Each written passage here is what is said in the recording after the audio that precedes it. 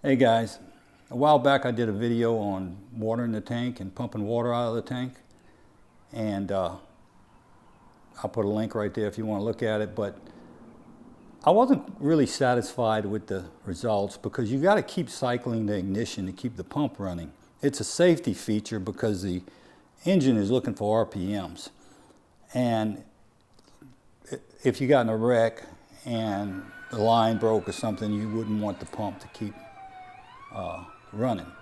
So if the engine's off, the pump shuts down. It'll only run for a few seconds just to pressure up the system, and if you've changed your fuel filters, you know how long that is. So what we're going to do today is I'm going to show you how to keep that pump running without even having the ignition on. And it's very, very simple. Water in the fuel is a huge problem with diesels. And the reason it's not such a problem with gasoline is gasoline has a vapor pressure. So gasoline in a tank, regardless of what type of tank it is stored in, it has a vapor pressure, so there's no problem with condensation. And that's why gasoline is so much cleaner. Diesel does not have vapor pressure. If you take diesel and gasoline and throw them side by side on the concrete out there, and come back 15 minutes later, the gasoline will be gone, as you probably know. The diesel is going to still be sitting there. And that's what happens in the tank.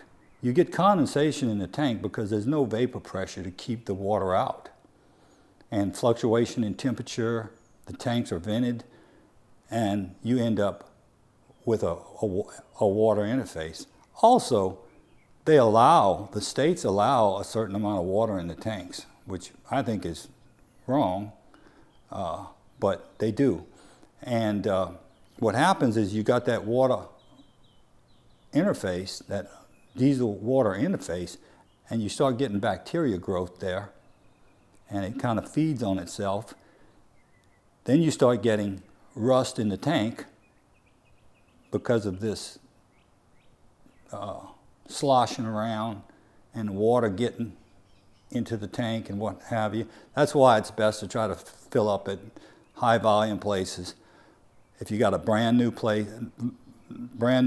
station, those are the best, because they've got probably lined,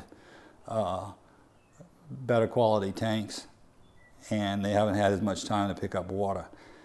All your states, as far as I know of, monitor that. The Agriculture Department does have a division that monitors the stations. I had some dealings with them. They're not worth a crap here. They don't really help you. They're very nice. They talk real nice to you, but they don't do anything. My daughter ended up with 2 tanks of water, about a third, I say 2, it's about a third of a tank of water in each one of her cars, diesel cars, after that flood of 2016 we had down here in Louisiana. And all of the service stations fill up ports where bungs, I call them, were covered with water. And I had to go over there and drag that guy out of there, and because he kept telling me, "Oh, there's nothing wrong with my diesel. There's nothing wrong with my diesel." And I said, "Come with me." And no. I thought I was going to have to pull him across that counter and bring him out there. But nonetheless, we went out there and we pumped that diesel out of his pump, and sure as hell there was water in it. And so he had no argument then. And she got her cars fixed. They were Mercedes, about $8,000. One of the beautiful things about the Ram is we've got 2 filters on it, and this back filter is only about a foot away from the tank. So hopefully you'd get that water light before you got out of the station. But because it's very close to the tank, and that's a good thing. Apparently on that Mercedes, it's not, because she drove all the way home, backing into the garage, backed one car into the garage and never got the light until she cranked it up a little bit while later.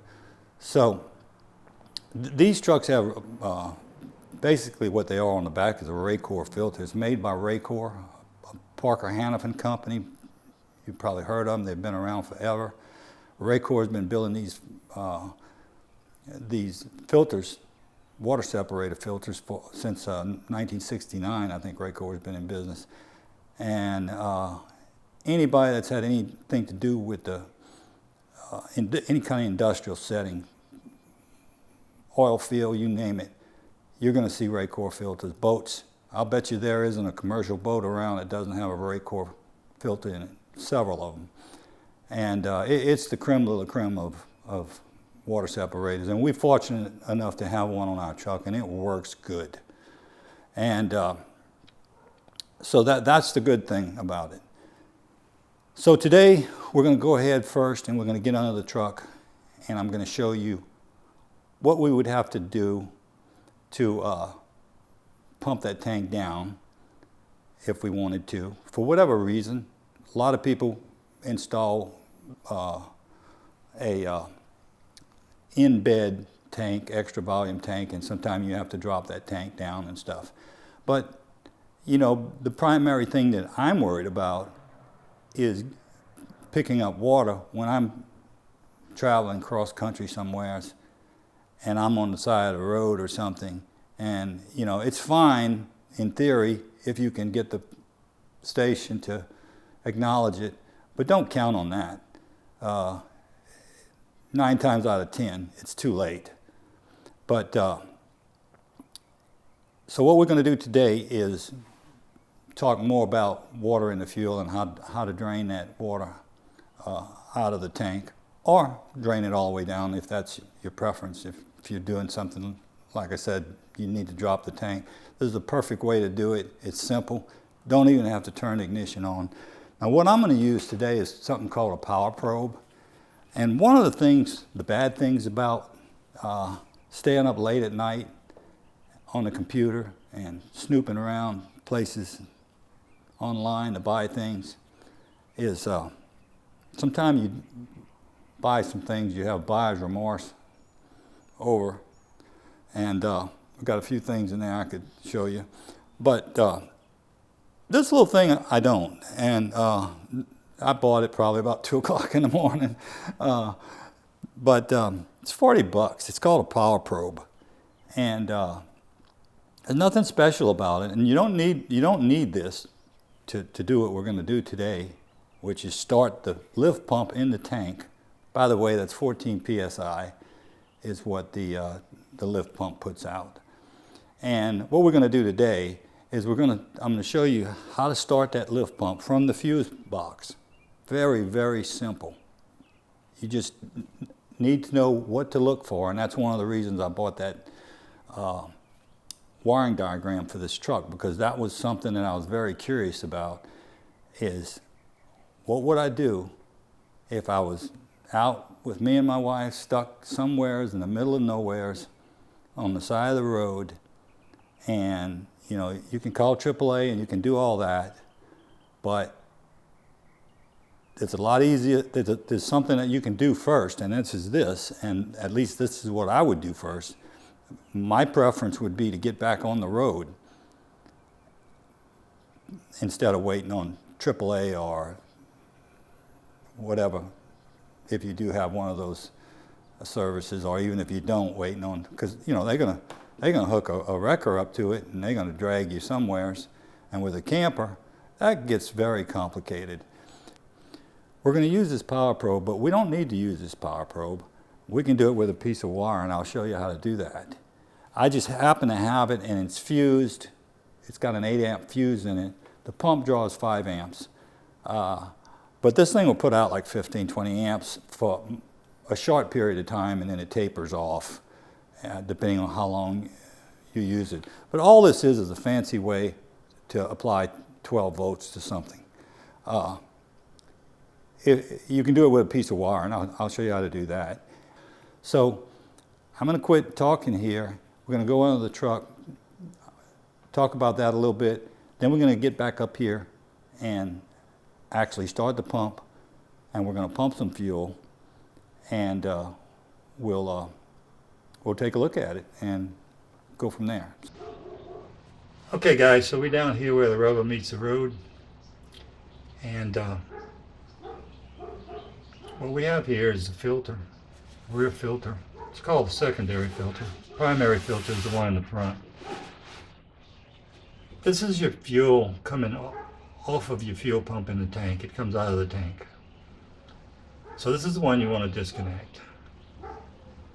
And once you disconnect this, you've probably got about a foot you can drop this down, and you can stick it in a bucket or whatever you want to do with it. Now the obvious thing is to get your wife back here underneath the truck and have her hold. But you know, if you got one of those wives that's just not cooperating, well, you have to figure out something else. And I'll leave that up to you as to where you let that diesel go. But the main thing is, you know, pop these two tabs right here.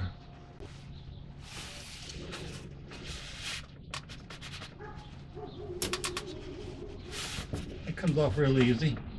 It's just that I'll drop it. And then right here, you just push it and pull down.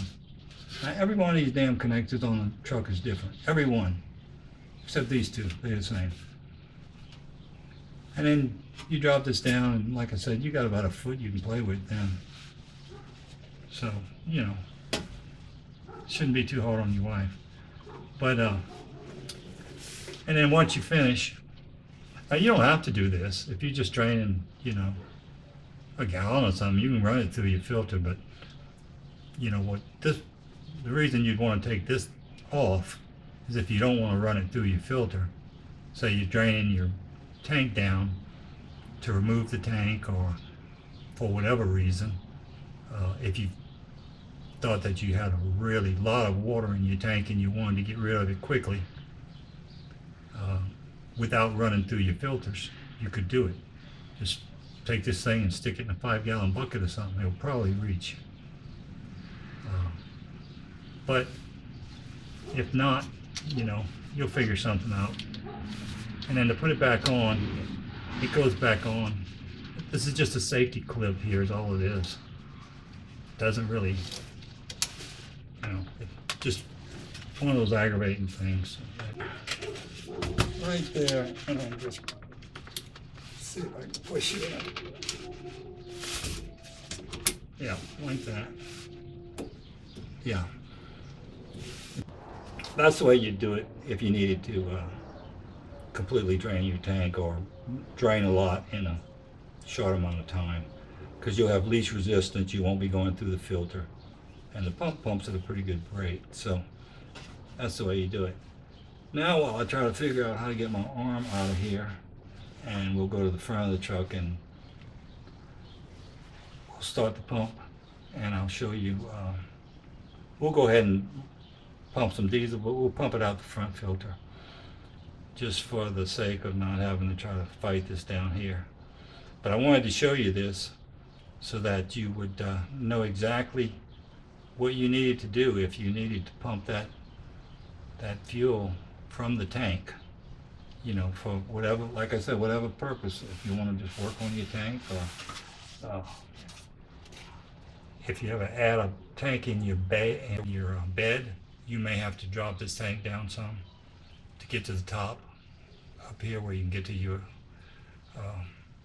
fill hose and that sort of thing.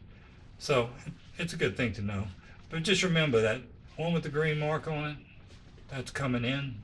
The other one's going out straight to the filter in the front, non-stop. There is a connection, but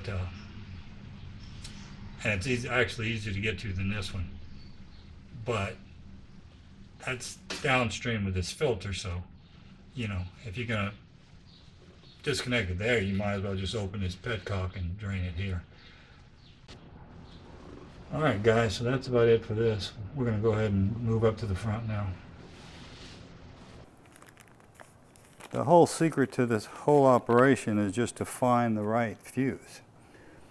But let's see if we can find that fuse. So if you look at this, here, I might have to stick my big water head in the way, but remember the number 70, fuse 70.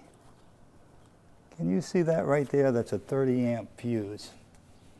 And it says fuel pump motor. Now that's a little deceptive, because if you look down here, at fuse 73, it says fuel transfer pump, and that's a 20 amp fuse. Now, I would think that's the lift pump coming from the fuel tank, but it's not. And that's what the wiring diagram told me. Okay, if we look over here, fuse 70 is right there. Okay? So now let's get on top of the fuse box and take a look at it. Okay guys, so we got the power probe hooked up. Just 2 clamps right here. Here's the power probe.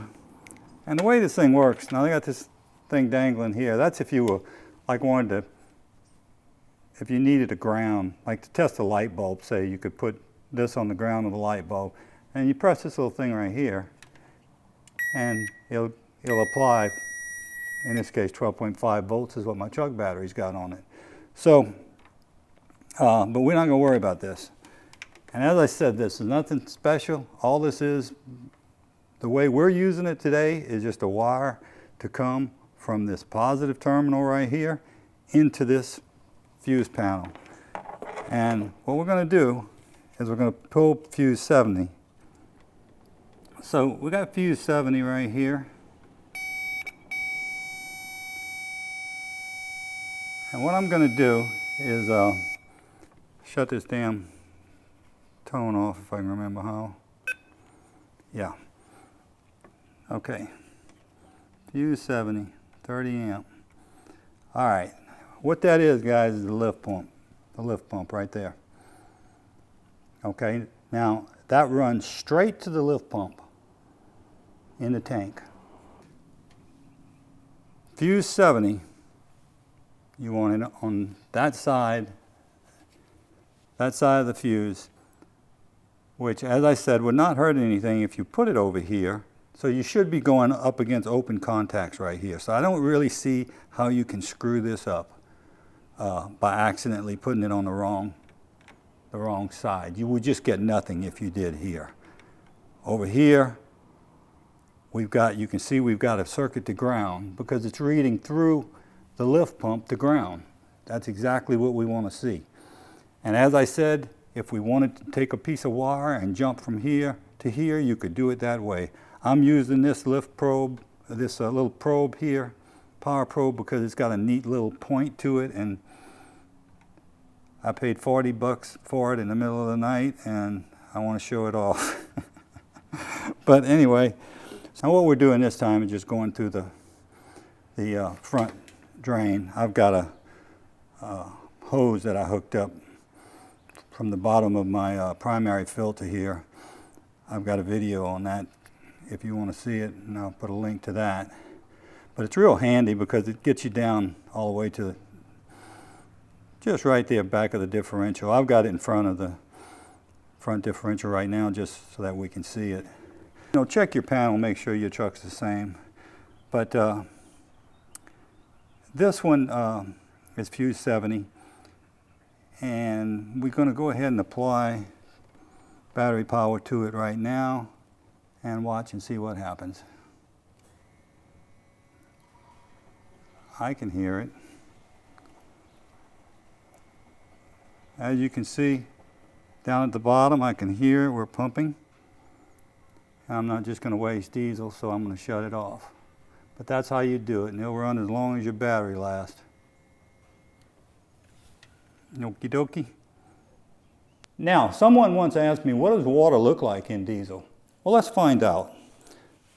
This is diesel that I've pumped from that experiment we just did. So let's just dump this water in here. At several miles, I could have pulled my travel trailer right there. Let's see if we got enough in here to see it. Can you see that? Let me come closer. And it takes a while to settle out. And this is nice, beautiful, clean Exxon diesel out of a brand new tank. But you can see the water in the bottom. Diesel weighs about 6 pounds per gallon. Water weighs 8.3 pounds per gallon. Fresh water does.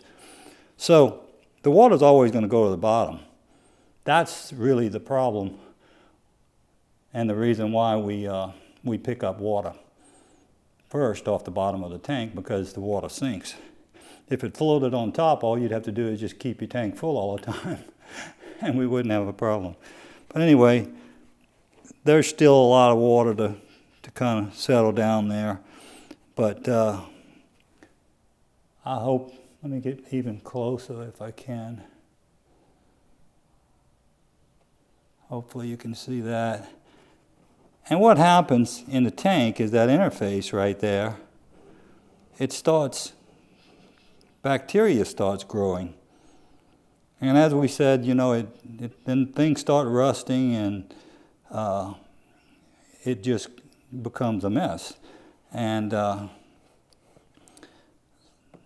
so that's why we want to try to keep things as clean as possible, or that's why it's important that these service stations, diesel stations and whatnot, do their housekeeping to keep people from having this kind of trouble. This is not much water, but there's still some in solution here that's going to settle out over time, I think. But I just wanted to show you that. So that's going to do it, guys. That's going to do it for today. I hope this was informative. I think that's something there that if you ever get in a bind and you've got internet access and you're really in a bind and you've got water in your tank, pull up that video and look at it, because this is something that I think is pretty cool, pretty good deal. And it's easy to do, and you can do it with just a little piece of wire. I did it with that power probe because I wanted to show the power probe off. But no, it's a simple thing. Fuse 70. Fuse 70, 70 years old. That's a significant emotional event in one's life. It was for me. 60s, yeah, no problem. 70, all of a sudden you say, man, I'm old. But anyway, that's it, guys. Appreciate y'all watching my video. And until next time, adios.